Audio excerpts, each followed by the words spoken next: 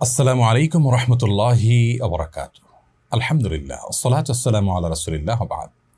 সুপ্রিয় দর্শক শ্রোতা ভাই বোন, একজন মুমিনের কাছে সবচাইতে মূল্যবান এবং দামি সম্পদ হলো তার ঈমান।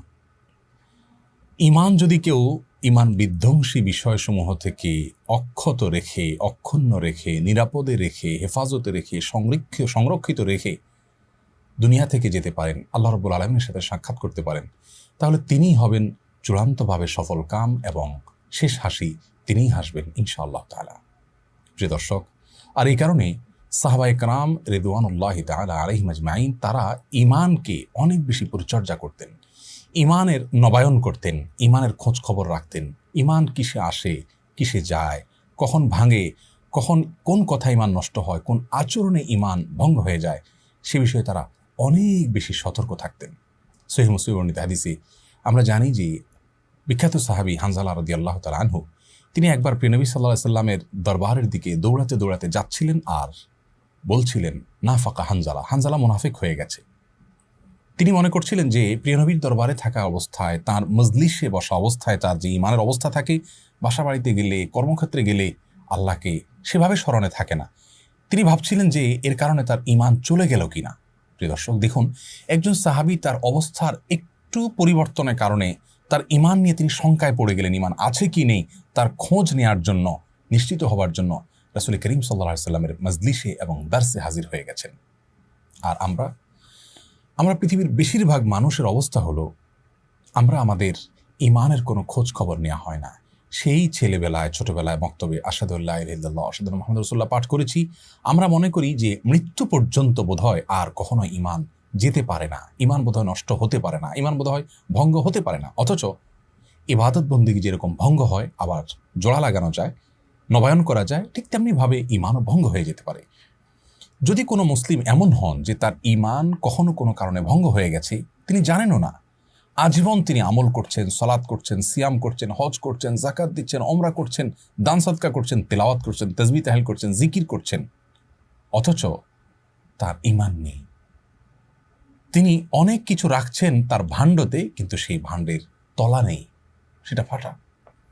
আল্লাহ রাব্বুল আলামিনের কাছে অনেক আশা নিয়ে যাচ্ছেন, অনেক আমল করি, কিন্তু সেখানে কিছুই পাবেন না, কারণ তার ঈমানই নষ্ট হয়ে গেছে, তিনি জানেন না। এই জন্য একজন মুসলিমের জন্য অনেক বেশি গুরুত্বপূর্ণ এই বিষয়টি যে তার ঈমান কিসে আসে আর কিসে যায়, কখন ভঙ্গ হয়ে যায়, এগুলো আমাদের জানতে হবে। আমরা প্রায় সময় খেয়াল করে স্মরণ করার চেষ্টা করি, আমার ওযুটা কি আছে না চলে গেল, আমার সালাতটা অমুক কারণে ভঙ্গ হলো কিনা, আমরা আলেমের কাছে দৌড়ে যাই। অমুক কথার কারণে আমার স্ত্রীর সাথে আমার সম্পর্ক ভঙ্গ হয়ে গেল কিনা, বিবাহ ভেঙে গেল কিনা, আমরা চিন্তিত হই। সিয়াম ভঙ্গ হলো চিন্তিত হই। প্রিয় দর্শক, আপনি আপনার নিজেকে প্রশ্ন করুন, জীবনে আপনি কয়জন আলেমের কাছে গিয়েছেন, কয়বার কোরআন এবং হাদিস খুলেছেন এই বিষয়টি জানার জন্য যে আপনার ঈমান আছে নাকি চলে গেছে? এর উত্তরে বেশিরভাগ মানুষ বলবেন যে না, আমরা এ বিষয়ে খুব একটা খোঁজ খবর নেইনি। আজকের আলোচনায় আমরা মূলত সে বিষয়টাকে গুরুত্ব দিতে চাই। প্রিয় দর্শক, কিয়ামত যত নিকটবর্তী হচ্ছে, ঈমান বিধ্বংসী ঝড়, তুফান, এটার পরিমাণ কিন্তু বাড়ছে। এরকম পরিস্থিতিতে ঈমানের নবায়ন কত বেশি গুরুত্বপূর্ণ। সাহাবীরা যদি সেই ফিতনামুক্ত নবী সাল্লাল্লাহু আলাইহি সাল্লামের উপস্থিতিতে ঈমান নিয়ে এতটা শঙ্কায় থাকেন, আমাদের ঈমানকে সকাল বিকেল কত বেশি খোঁজখবর নেওয়া উচিত। নবী আলাইহিস সালাম বলেছেন, এমন একটা সময় আসবে, আসবাহার রাজুলু মুমিনান ওয়া ইউমসি কাফিরা, মানুষ সকালে ঈমানদার থাকবে, বিকালে বেঈমান হয়ে যাবে, কারণ সে জানেও না যে কোন কথা ঈমান চলে গেছে, কোন কাজে ঈমান চলে গেছে, কোন বিশ্বাস ধারণ করবার কারণে ঈমান চলে গেছে। আমাদের ঈমান যদি ঠিক থাকে, আমল একটু কম থাকলেও ইনশাআল্লাহ আমরা চিরজাহান্নামী হওয়ার থেকে অন্তত রক্ষা পাবো। প্রিয় দর্শক, আর বিলম্ব না করে আসুন মূল বিষয় আপনাদের সঙ্গে শেয়ার করি। ঈমান ভঙ্গ হয় কি কি কারণে? ঈমান ভঙ্গের মৌলিক কারণ তিনটি, আর সেটাকে ব্যাখ্যা বিশ্লেষণ করে যদি আমরা আরো কিছু কারণ আবিষ্কার করি, তাহলে 3টি থেকে আরো 10টি বিস্তারিত কারণ আমরা আজ আপনাদের সঙ্গে শেয়ার করব। যে 3টি সংক্ষিপ্ত কারণে কথা বলবো, তার একটা হলো বড় শিরক, আরেকটা হলো বড় কুফর, আরেকটা হলো বড় মুনাফিকি। বড় শিরক, আল্লাহ রাব্বুল আলামিনের জন্য আমরা যা নিবেদন করি, সেটা যদি কোনো ব্যক্তি বা বস্তুর জন্য নিবেদন করি, তাহলে সেটা হয় বড় শিরক। শিরক শব্দের অর্থ হলো পার্টনার সাব্যস্ত করা, শরীক সাব্যস্ত করা। আল্লাহ রাব্বুল আলামিনের সঙ্গে যদি আমরা কোনো পার্টনার সাব্যস্ত করি, সেই পার্টনার কখন সাব্যস্ত করা হবে? যে জিনিসটি শুধুমাত্র আল্লাহর জন্য করতে হয় সেটা অন্য কারোর জন্য যদি আমরা করি, যেমন ইবাদত শুধু আল্লাহর জন্য করতে হয়, প্রার্থনা শুধু আল্লাহর কাছেই করতে হয়, সেই জায়গাটা যদি আমরা কোনো ব্যক্তিকে, কোনো দলকে, কোনো মতকে, কোনো পীরকে, কোনো বুজুর্গকে, কোনো মানুষকে আমরা যদি দিয়ে দিই, তাহলে সেক্ষেত্রে সেটি আমাদের ইমান ভঙ্গের কারণ হবে। ইমান ভঙ্গের দ্বিতীয় কারণ হলো বড় কুফুর। বড় কুফুর মানে হলো বড় ধরনের অস্বীকৃতি। আর সেটি কখন হবে? কোরআন এবং হাদিস থেকে যেটি স্বতঃসিদ্ধভাবে, সুস্পষ্টভাবে, অকাট্যভাবে প্রমাণিত হবে, এমন কোনো বিষয়কে যদি আমরা ডিনাই করি, অস্বীকার করি, সেটার যৌক্তিকতাকে আমরা বা উপযুক্ততাকে আমরা অস্বীকার করি, তাহলে এটা হবে বড় কুফুর। আমি এটা মানি না ইসলামের, এটা হলো বড় কুফুর, ইমান ভঙ্গের কারণ। ইমান ভঙ্গের তৃতীয় কারণ হলো বড় মুনাফিকি। বড় মুনাফিকি হলো যার ভেতরে আল্লাহর প্রতি আস্থা নেই, কোরআন হাদিসের কোনো বিধানের প্রতি, নির্দেশনার প্রতি আস্থা নেই, কিন্তু তিনি বাহ্যিকভাবে মুসলমানদের ভান ধরছেন হয়তো সমাজের ভয়ে, মানুষের ভয়ে। তো এটা হলো বড় মুনাফিকি, এটাও ইমান ভঙ্গের কারণ। এই তিনটা মানুষের মধ্যে প্রকাশ হতে পারে, দেখা দিতে পারে আবার তিন উপায়ে।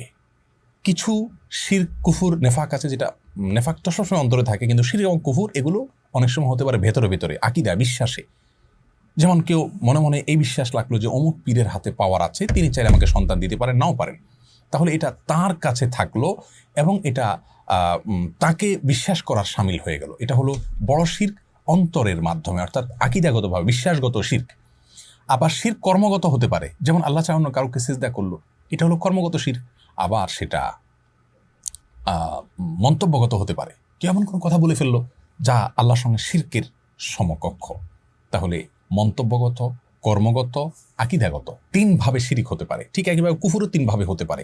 কেউ অন্তরে ডিনাই করলো, মুখে বললো না কিছু, সেও কাফির হয়ে যায়।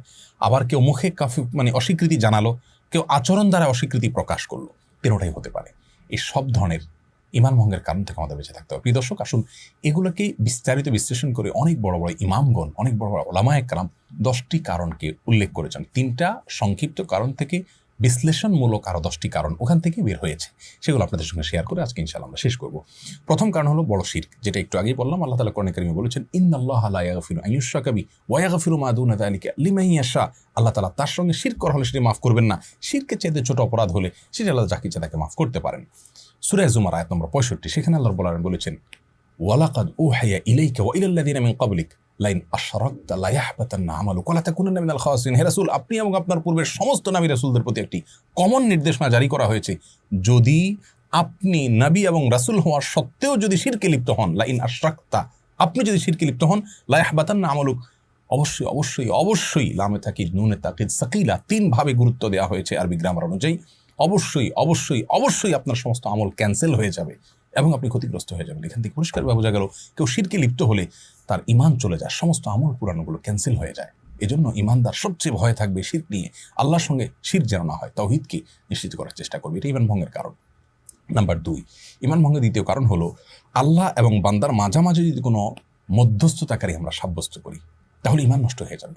আমরা জানি আমাদের হিন্দু ভাই বোন তারা বিশ্বাস করেন যে ঈশ্বর সরাসরি সবকিছু নিয়ন্ত্রণ করেন না।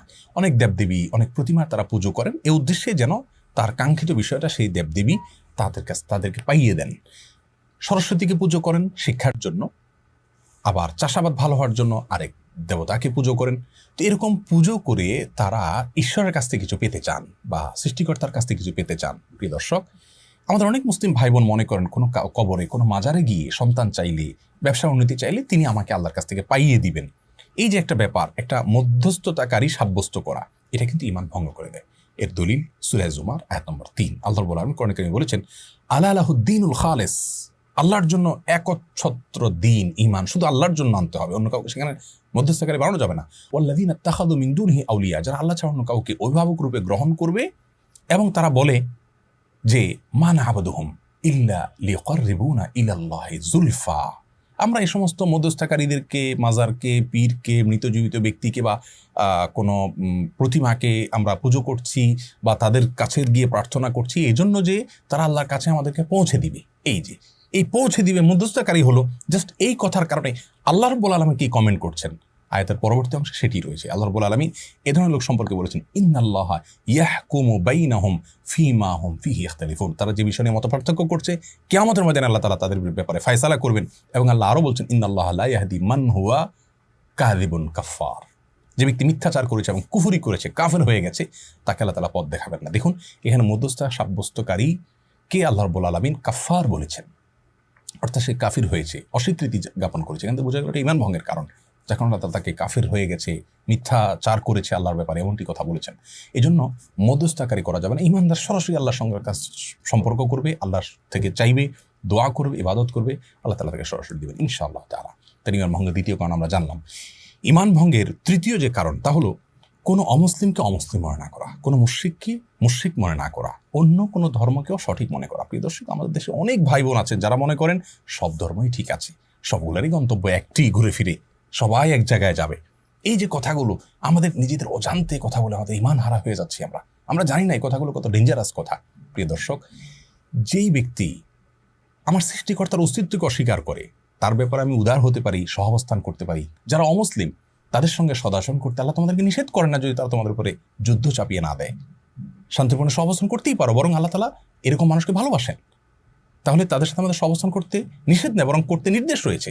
বাট তাদের বিশ্বাসকেও যদি আমি মনে করি সেটাও ঠিক আছে, তাহলে আমার বিশ্বাসের জায়গা থেকে আমি দেউলিয়া হয়ে গেলাম, জগা খিচুড়ি হয়ে গেল। এখানে উদারতা দেখানো আপনার ঈমান সম্পর্কে উদাসীনতা হবে।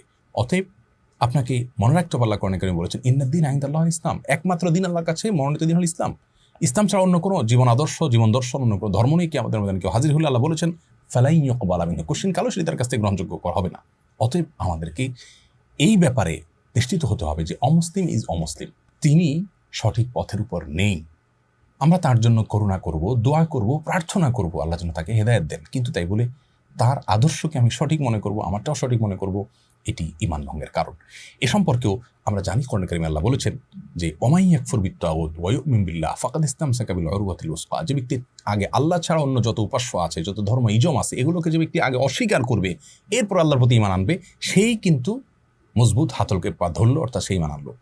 আরও আমরা জানি আমাদের কালিমাতুত তাওহীদের প্রথম বাক্যটা হলো লা ইলাহা ইল্লাল্লাহ, আগে নেতিবাচক, আল্লাহ ছাড়া অন্য যা আছে সবগুলোকে আগে ডিনাই করবেন, তারপর আল্লাহ স্বীকৃতি দিবেন, দেন আপনি ঈমানদার হতে পারবেন। তাহলে আপনি সবগুলোকে মানলেন, আল্লাহকেও মানলেন, তাহলে তো লা ইলাহা ইল্লাল্লাহ হলো না, আমাদের ঈমান নষ্ট হয়ে যাবে। মুখরোচক অনেক স্লোগান আমাদেরকে মনে করে শয়তান আমাদেরকে বোঝাতে চায় যে আমরা অনেক উদার হতে পারি সেই স্লোগানের মাধ্যমে। প্রিয় দর্শক, সেগুলোর মাধ্যমে আমাদের ঈমান হারা হতে হবে, উদারতা নয়, উদাসীনতা। আল্লাহ আমাদের বোঝার তৌফিক দান করুন। ঈমান ভঙ্গের 3 নম্বর কারণ জানলাম। 4 নম্বর কারণ হলো নবী আলাইহিস সালামের জীবন আদর্শ ছাড়া অন্য কোনো জীবন দর্শনকে যদি কেউ উত্তম মনে করে। আমাদের মধ্যে অনেক ভাই বোন আছেন মনে করে যে ইসলামের সবই ঠিক আছে, কিন্তু আসলে ইসলামের অমুক অমুক বিষয়গুলো আসলে এই যুগে চলে না। এক্ষেত্রে বোধ হয় অমুক ইজমটা, অমুক মতবাদটা, অমুক আইডিওলজিটা বোধ হয়, অমুক জীবন দর্শনটা বোধ হয় অনেক বেশি কার্যকর। নাউজুবিল্লাহ, এরকম কি মনে করলে সে ঈমানদার হতে পারে না। তার মানে আপনি আল্লাহ রাব্বুল আলামিনকে, তিনি যে সৃষ্টিকর্তা, তিনি যে সব কিছু করতে সক্ষম এবং তার হাতেই যে সব কিছু, তিনিই যে সব কল্যাণ অকল্যাণের মালিক, এটা আপনি বুঝতে অক্ষম হচ্ছেন। প্রিয় দর্শক, আমরা বিবেক দিয়ে আল্লাহর অনেক বিধানকে জাজ করার চেষ্টা করি, এটা মূর্খতা। কারণ জু সমাজ মে আ গই ও ফির খোদা কেউ কর হুয়া, এখানে যদি খোদা বলেছেন না বলে আল্লাহ বলা উত্তম। আল্লামা ইকবাল বলেছেন যে আপনার বুঝে চলে আসলো, আপনার ব্রেইনে যাকে আপনি ক্যাপচার করে ফেলতে পারলেন, সে আবার আল্লাহ কী করে হলো? যার সকল আদেশ নীতিতে যথার্থতা যৌক্তিকতা আপনার বিবেকের মিটার দিয়ে আপনি মেপে ফেলতে পারলেন, সে আবার আল্লাহ কীভাবে হলো? আরে আল্লাহ তো এমন মহাসৃষ্টি যে আপনার মতো ক্ষুদ্র মানুষ আল্লাহর সব নির্দেশ এবং আদেশের যৌক্তিকতা আপনি বের করতে পারবেন না, সেটাই স্বাভাবিক। এই জন্য ইসলামের সব নির্দেশগুলো আমার বুঝে আসলে আমি মানবো, না হলে বলবো না, এটা অযৌক্তিক, এটা ঈমান ভঙ্গের কারণ। এই বিষয়ে আমাদের সাবধান হতে হবে। একজন কাজের লোক, তার মালিক তাকে 10টা অর্ডার করেছেন, তিনি 2টা করেছেন আর 8টা করেননি। কেন করেননি? বলেন যে স্যার এটা আমার বুঝে আসছে না, এটা ভালো হবে না কাজটা। আপনি বলুন এই কর্মচারী থাকার যোগ্য থাকবে?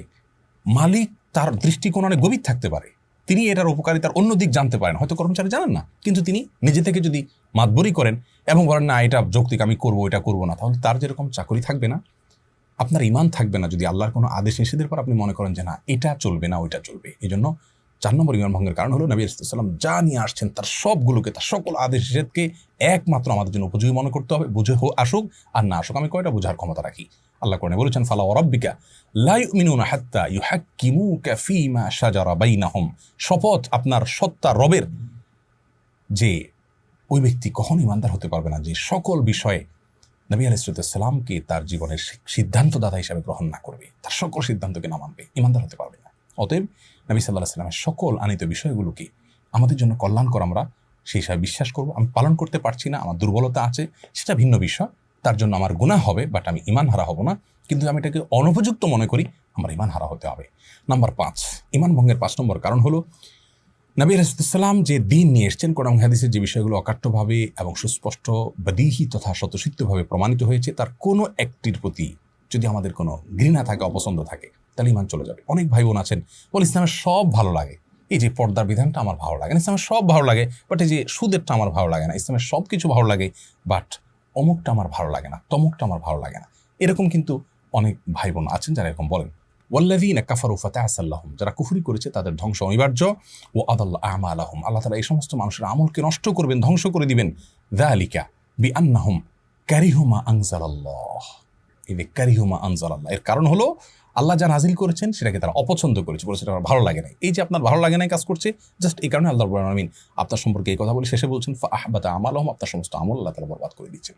প্রিয় দর্শক, এখান থেকে বোঝা গেল এরকম কোনো আচরণ করলে সেটি ইমান ভঙ্গের কারণ হবে, যে ইসলামের অমুক জিনিসটা আমার ভালো লাগে না। আপনার ভালো লাগা না লাগা এটার উপরে সত্য নির্ভর করেন, আপনি সবকিছু বুঝতে সক্ষম নন, আমরা কেউই সক্ষম নেই।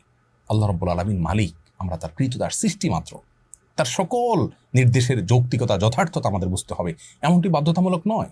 এরপর ইমান ভঙ্গের 6 নম্বর কারণ হলো দিনের কোনো বিষয় নিয়ে বিদ্রুপ করা, ব্যঙ্গ করা। আমাদের অনেক ভাই বোন আছেন দায় নিয়ে ব্যঙ্গ বিদ্রুপ করেন, পর্দা নিয়ে ব্যঙ্গ বিদ্রুপ করেন, এটা অস্বাস্থ্যকর। আরে থাকা যায় নাকি, এটা তো একটা এটা আস্ত একটা ড্রামের মতো, এটা বাক্সের মতো, এই ধরনের কথা বলে আমরা আল্লাহ রাব্বুল আলামিনের নির্দেশকে, আল্লাহ যেখানে স্পষ্ট নির্দেশ করেছেন মেয়েরা তাদের ইউদিনিনা আলাইহিন্না মিন জালাবিবিহিন্না, মাথার উপরের কাপড়কে টেনে দিবি, তার মানে ঢেকে ঢুকে থাকবে, আপনি সেটাকে নিয়ে ট্রল করছেন, বিদ্রুপ করছেন। আপনার কোনো বন্ধু দায় রাখছেন, আপনার হয়তো আল্লাহর প্রতি বিশ্বাসের কোনো কমতি নাই, কিন্তু দুষ্টুমি করে আপনি মজা করে তাকে নিয়ে ট্রল করে ফেললেন।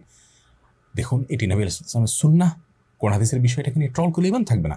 আর এই সম্পর্কে আল্লাহ রাব্বুল আলামিন কোরআনে কারীমে বলেছেন সূরা তাওবাতে, কুল আবিল্লাহি ওয়া আয়াতিহি ওয়া রাসূলিহি কুনতুম তাস্তাহজিউন, কিয়ামতের ময়দানে কাফিরদেরকে আযাব দিতে বলা হবে, তোমরাই কি সেই গোষ্ঠী যে দুনিয়াতে আল্লাহকে নিয়ে, তার রাসূলকে নিয়ে ব্যঙ্গ করতে, তার আয়াত নিয়ে বিদ্রুপ করতে। লা তা'তাদিরু, আজ কোনো ওজর খাহি করো না, আজ তোমাদের কোনো ওজর খাহি শোনা হবে না। কদ কাফারতুম বাদা ঈমানিকুম, তোমরা ঈমান আনার পরে, মুসলমানের ঘরে জন্ম নেওয়ার পরেও, ঈমান আনার পরেও, কদ কাফারতুম বাদা ঈমানিকুম, তারপর তোমরা কুফরি করে ফেলেছো, কাফের হয়ে গেছো, ঈমান ভঙ্গ হয়ে গেছে বিদ্রুপ করার কারণে। খবরদার, আমরা কখনো দিনের কোনো বিষয় নিয়ে বিদ্রুপ ব্যঙ্গ করবো না, তাচ্ছিল্য করবো না, ট্রল করবো, নিজে না মানতে পারি কিন্তু ট্রল করবো না। রাষ্ট্রের কোনো বিধানকে কেউ লঙ্ঘন করলে সাধারণ অপরাধী হয়, কিছু সাজা হয়, এরপরে ছাড়া পায়। কিন্তু রাষ্ট্রের যদি বিধানকে নিয়ে, রাষ্ট্রের অস্তিত্বকে নিয়ে যদি কেউ ট্রল করে, তাহলে সেক্ষেত্রে সে কিন্তু রাষ্ট্রদ্রোহী হিসেবে বিবেচনা হয়, সাধারণ অপরাধী থাকে না। আল্লাহর কোনো বিধানকে নিয়ে ট্রল করলে আপনি আল্লাহদ্রোহী হবেন, ঈমান হারা হবেন। 7 নম্বর ঈমান ভঙ্গের কারণ হলো জাদু। কোরআনে কারীমে আল্লাহ বলেছেন হারুত মারুত নামক 2 ফেরেশতাকে আল্লাহ তাআলা পাঠিয়েছেন, তারা মানুষকে জাদু শিক্ষা দিয়েছেন, এবং আল্লাহ তাআলা সাবধানও করেছেন যে এটা যেন কেউ শিক্ষা গ্রহণ করে প্রয়োগ না করে। কেউ যদি জাদু শিক্ষা গ্রহণ করে, প্রয়োগ করে, এটা এক্সারসাইজ করে, চর্চা করে, তাহলে সেক্ষেত্রে সেই ব্যক্তি সম্পর্কে আল্লাহ রাব্বুল আলামিন কুফরির বাক্য ব্যবহার করেছেন এবং বলেছেন যে কিছু লোক শিখেছে তারা কুফরি করেছে, যারা শিখেনি বা চর্চা করেনি তারা কুফরি করেনি। এখান থেকে অনেক ইমামগণই বলেন যে জাদু এটার সাথে কেউ সংশ্লিষ্ট হলে, অর্থাৎ জাদু শিখলে, চর্চা করলে, প্রয়োগ করলে সে ব্যক্তি ঈমান হারা হয়ে যায়। এই জন্য এর শাস্তিও মৃত্যুদণ্ড, সকল ইমামদের ঐক্যমতে সর্বোচ্চ শাস্তি। এটি ঈমান ভঙ্গের কারণ অনেক ইমামদের মতে, বরং বেশিরভাগ ইমামদের মতে। কেউ কেউ এ ব্যাপারে, এই পয়েন্টের ব্যাপারে দ্বিমত পোষণ করেছেন। 8 নম্বর ঈমান ভঙ্গের কারণ হলো মুসলিমদের বিরুদ্ধে কোনো প্রকার ষড়যন্ত্রে লিপ্ত হওয়া। আজকাল অনেক মানুষ আছে যারা মুসলমানদের সন্তান, বিভিন্ন দেশে গিয়ে দেখা যায় মুসলমানদের বিরুদ্ধে বিভিন্ন এজেন্ডা নিয়ে তারা আসছেন এবং অমুসলিমদের সাথে বসে তারা মুসলিমদের নিয়ে বিভিন্ন ষড়যন্ত্র করছেন, এবং মুসলিমদের উন্নতি, অগ্রগতি তাদের চক্ষুশূল হওয়ার কারণ হয়। মসজিদ কেন বেড়ে যাচ্ছে, মাদ্রাসা কেন বেড়ে যাচ্ছে, আলেম ওলামা কেন বেড়ে যাচ্ছে, পর্দা কেন বেড়ে যাচ্ছে, এই যে অমুসলিমদের সাথে বসে বসে সলা পরামর্শ করা, মুসলিমদেরকে বিভিন্নভাবে ইসলাম চর্চা থামানোর চেষ্টা করা, এই সবগুলো ইসলাম বিরোধী বা অমুসলিম তথা আল্লাহর প্রতি অবিশ্বাস যারা আছে তাদের সঙ্গে আঁতাত করার শামিল। এটাও ঈমান ভঙ্গের কারণ। কোরআনে কারীমে আল্লাহ তাআলা সম্পর্কে বলেছেন, ইয়া আইয়ুহাল্লাযীনা আমানু লা তাত্তাখিযুল ইয়াহুদা ওয়ান নাসারা, আর ইহা ঈমানদাররা তোমরা ইহুদি খ্রিস্টানদেরকে বন্ধুরূপে গ্রহণ করবে না, তারা এক অন্যের বন্ধু হতে পারে। ওয়া মাইয়াতাওয়াল্লাহু মিনকুম ফাইন্নাহু মিনহুম, তোমাদের মধ্যে কেউ যদি তাদের সঙ্গে গিয়ে সলা পরামর্শ করে তাহলে তারা তাদের অন্তর্ভুক্ত হয়ে যাবে। ইন্নাল্লাহা লা ইয়াহদিল কওমাজ যালিমিন, নিশ্চয়ই আল্লাহ রাব্বুল আলামিন জালেম সম্প্রদায়দেরকে হেদায়েত দেন না। এই আয়াত থেকে পরিষ্কারভাবে বোঝা গেল এটি ঈমান ভঙ্গের কারণ। ঈমান ভঙ্গের 9 নম্বর কারণ হলো যদি কেউ মনে করে যে কিছু লোক আছে অথবা তিনি নিজে ইসলামের যে আদেশ নিষেধ আছে এগুলোর ঊর্ধ্বে, আরে রাখো, এগুলো কেন পালন করতে হবে, এগুলোর ঊর্ধ্বে মনে করেন কাউকে। অনেক পীরের মুরিদ আছেন, মনে করেন যে আমার পীর সাহেব এগুলো থেকে ঊর্ধ্বে, তার নামাজ কালাম লাগে না, তিনি ইসলামের সমস্ত আদেশ নিষেধের ঊর্ধ্বে, এরকম যদি কেউ মনে করে, সেটিও ঈমান ভঙ্গের কারণ হতে পারে। 10 নম্বর ঈমান ভঙ্গের কারণ হলো যদি কেউ তার আচার আচরণে, কাজে, কর্মে সার্বিকভাবে ইসলাম থেকে নিজেকে ধুয়ে মুছে আলোক করে ফেলে, তার জীবনে কোনো ইসলামের ছিটে ফোঁটা পর্যন্ত নাই, না নামাজ পড়ে, না রোজা রাখে, না হজ করে, না জাকাত দেয়, না টুপি পরে, না আল্লাহ বলে, না রাসূল বলে, না কোরআনের কথা বলে, না হাদিসের কথা বলে, তার জীবন আচারের মধ্যে ইসলামের কোনো লেশ মাত্র নেই, এরকম বহু মানুষ কিন্তু আমাদের সমাজে আছে, নামে মুসলিম, কিন্তু ওনার ভিতরে কখনো না জুমা পড়ে, না ঈদের নামাজ পড়ে, না কোরবানি করে, না রোজা রাখে, কিচ্ছু নাই, ইসলামের কোনো কিচ্ছু নেই। এই ব্যক্তির এই আচরণটাও ঈমান ভঙ্গের কারণ। কারণ এই যে বিমুখ হয়ে যাওয়া, সম্পূর্ণরূপে ধুয়ে মুছে নিজেকে আলাদা করে ফেলা, এটা পরিষ্কারভাবে কিন্তু কুফরি, এটা কিন্তু অস্বীকৃতি। আল্লাহকে স্বীকার করলে কিছু না কিছু ক্ষেত্রে তার প্রকাশ ঘটার কথা। এ সম্পর্কে কোরআন কারীমের একটি আয়াত আমরা দেখতে পাই, আল্লাহ রাব্বুল আলামিন ইরশাদ করেছেন, ওয়ামান আযলামু মিম্মান যুক্কিরা বিআয়াতি রাব্বিহ, যে ব্যক্তির কাছে তার রবের আয়াত এবং নিদর্শনসমূহ এগুলো তাকে স্মরণ করিয়ে দেওয়া হলো, ফাআরাদা আনহা, এরপর সে এখান থেকে বিমুখ হয়ে গেল, এগুলোকে সে পাত্তা দিল না, ডিনাই করলো না, গায়ে মাখলো না, ইন্না মিনাল মুজরিমিনা মুনতাকিমুন, আমি এই ধরনের অবাধ্যদের কাছ থেকে প্রতিশোধ গ্রহণ করবো, আল্লাহ বলছে। প্রিয় দর্শক, এই ধরনের কথা, প্রতিশোধ গ্রহণ করার কথা কুফরি বা কাফের হওয়া ছাড়া আল্লাহ তাআলা বলেন না সচরাচর। অতএব বোঝা গেল এটি ঈমান ভঙ্গের কারণ। এক নজর আবার বলে দিচ্ছি ঈমান ভঙ্গের কারণসমূহ। 1 নম্বর শিরক করা, 2 নম্বর হলো আল্লাহ এবং বান্দার মধ্যে বা ওদের ক্ষেত্রে কোনো মধ্যস্থতাকারী সাব্যস্ত করা, আর 3 নম্বর হলো আল্লাহ রাব্বুল আলামিনের নির্দেশকে যারা লঙ্ঘন করে বা ঈমান আনে না, অমুসলিম, তাদেরকে অমুসলিম মনে না করা, তাদেরকেও সঠিক মনে করা। 4 নম্বর হলো আল্লাহ নবী সাল্লাল্লাহু আলাইহি ওয়াসাল্লাম আনিত দ্বীনের চাইতে কোনো আইডিওলজিকে, কোনো জীবন দর্শনকে উত্তম মনে করা। 5 নম্বর হলো নবী সাল্লামের আনিত কোনো দিনকে, দিনের কোনো বিষয়কে কেউ যদি অপছন্দ করে, তার ভালো না লাগা কাজ করে তথাকথিত, তাহলে সেটি ঈমান ভঙ্গের কারণ হবে। 6 নম্বর হলো দিনের কোনো বিষয় যদি কেউ বিদ্রুপ করে, ব্যঙ্গ করে, ঠাট্টা করে সেটি। 7 নম্বর হলো যদি জাদু শিখে, চর্চা করে, প্রয়োগ করে সেটি। 8 নম্বর হলো মুসলিমদের বিরুদ্ধে যদি অমুসলিমদের সাথে গিয়ে ষড়যন্ত্র করে সেটি।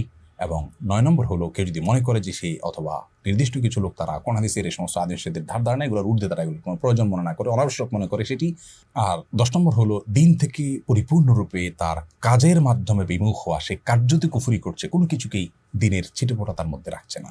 এই সবগুলো ঈমান ভঙ্গের কারণ। প্রিয় দর্শক, ঈমান ভঙ্গের মৌলিক 3 কারণ এবং বিস্তারিত 10 কারণ, এগুলোকে অক্ষরে অক্ষরে রপ্ত করে আমাদের মধ্যে কখনো এগুলো লেশ চলে আসে কিনা আমরা সেটিকে যাচাই করে ফেলবো। আর ইতিমধ্যে যদি কেউ এরকম কোনো কারণের মধ্যে পড়ে থাকি, এক্ষুনি তওবা করে আল্লাহর কাছে লজ্জিত হয়ে মাপ চাইব, নতুন জীবন গড়বো। ইনশাআল্লাহ আল্লাহ তাআলা পেছনের সমস্ত গুনাহ মাফ করে দিবেন এবং নতুন হিসেব আমার শুরু হবে, হালখাতা হয়ে যাবে। আল্লাহ রাব্বুল আলামিন আমাদের ঈমানগুলোকে শত সহস্র ফিতনা, ধোঁয়াশা, বিভ্রান্তি এবং গুমরাহি, পথভ্রষ্ট হওয়ার মতো যে ঈমান বিধ্বংসী ঝড়গুলো আসছে, এ সকল ঝড়ে, এক এক ঝড়ে কিছু মানুষ কাফের হয়ে যায়, বেঈমান হয়ে যায়। সকল ঝড়ে আমাদের ঈমানকে ধরে রেখে, অক্ষত রেখে আল্লাহর সঙ্গে সাক্ষাৎ করার, আখিরাতে উপস্থিত হওয়ার তৌফিক আমাদের সকলকে দান করুন।